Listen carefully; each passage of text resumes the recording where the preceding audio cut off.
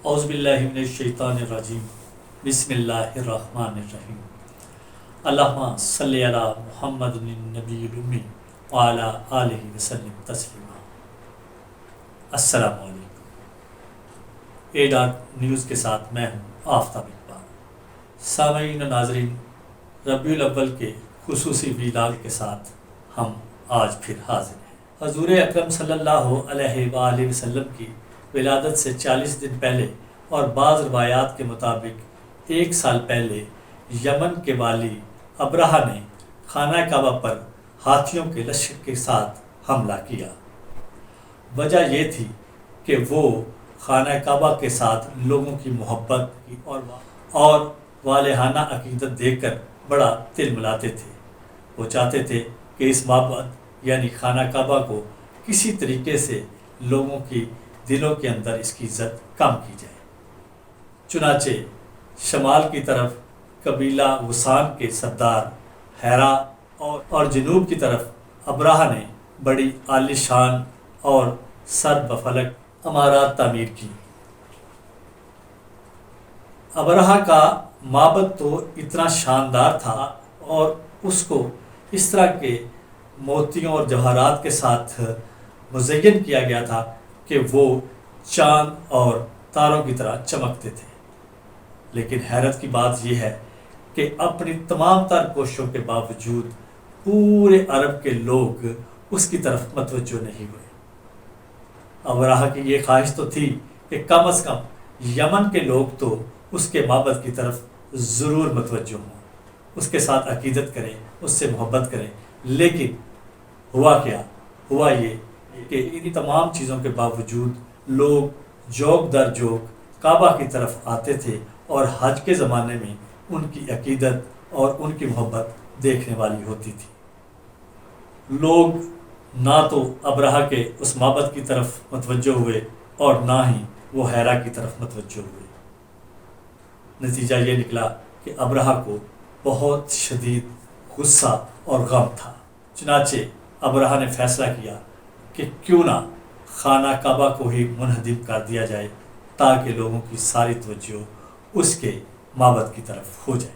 ابرہہ والی یمن ایک کو پیکر ہاتھی پر بیٹھ کر اور اپنے ساتھ ہاتھیوں کا ایک لشکر جرار لے کر مکہ معظمہ پر چڑھائی کے لیے نکل کھڑا ہوا، اور یہ خبر پورے عرب میں آگ کی طرح پھیل گئی۔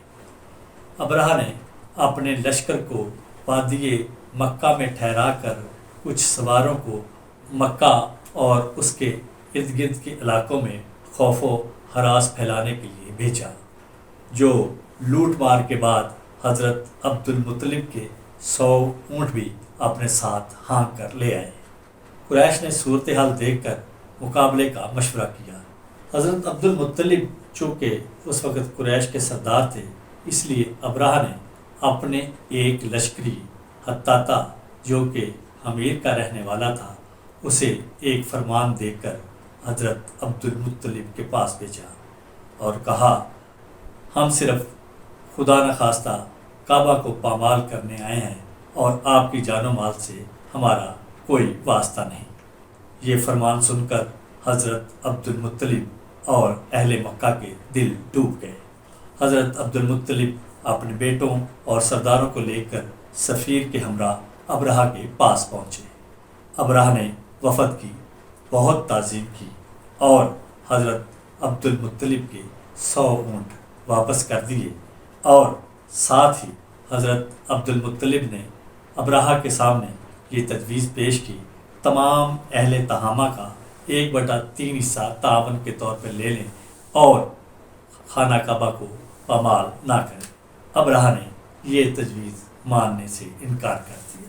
حضرت عبد المطلب ساتھیوں سمیت خاموشی سے واپس لوٹ آئے۔ وہ رات انتہائی سیاہ تھی۔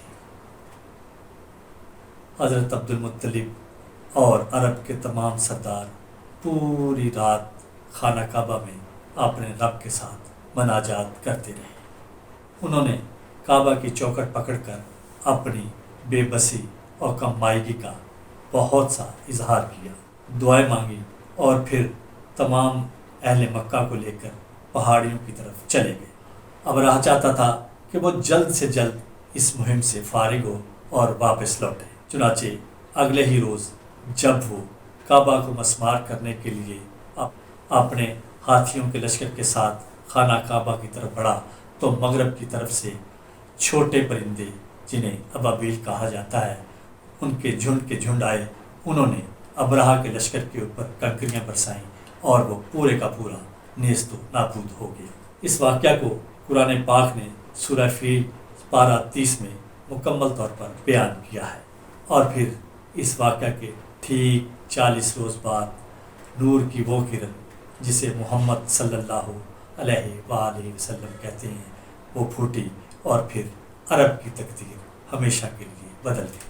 حضور اکرم صلی اللہ علیہ وآلہ وسلم کی ولادت باسعادت 12 ربیع الاول بمطابق 22 اپریل 571 عیسوی اور 628 بکرمی میں ہوئی۔ بعض روایت میں 17 ربیع الاول بھی ہے اور بعض میں کچھ اور تواریخ بھی ہیں۔ آپ صلی اللہ علیہ وسلم صبح صادق میں پیدا ہوئے۔ آپ کی ولادت باسعادت موسم بہار میں ہوئی۔ دن سوموار کا تھا اور عام الفیل کا پہلا سال۔ یہ تھا ربیع الاول کے حوالے کا خصوصی ویلاگ ہمارے آقا۔ تیسرا حصہ آج آپ کے لیے پیش کیا گیا۔ آفتاب اقبال کو اے ڈاٹ نیوز کے ساتھ اجازت دیجیے۔ اللہ نگہبان۔